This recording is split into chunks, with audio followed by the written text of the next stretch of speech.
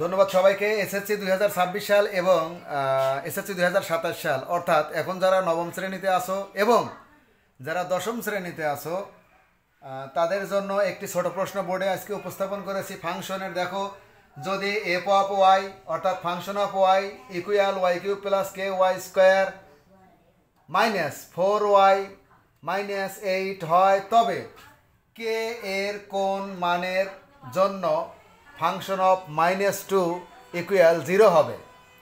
আমরা এখানে তুলে নিছি ফাংশন অফ ওয়াই অর্থাৎ এফ অফ ওয়াই সমান ওয়াই কিউব প্লাস কে Y square minus 4y minus 8।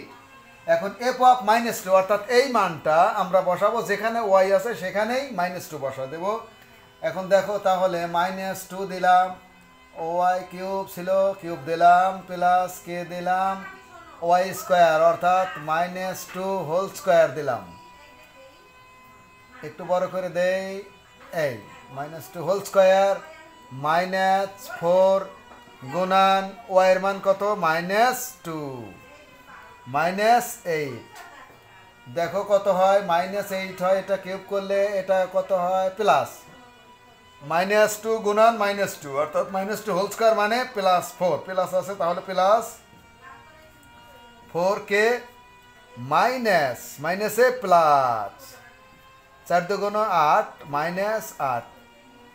তাহলে দেখো এই মাইনাস আর এইটা কেটে দিলাম, তাহলে থাকলো কি -4k -8। এখন বলছে কোন মানের জন্য এই এফ অফ -2 সমান 0, তার মানে কি এইটুক সমান 0।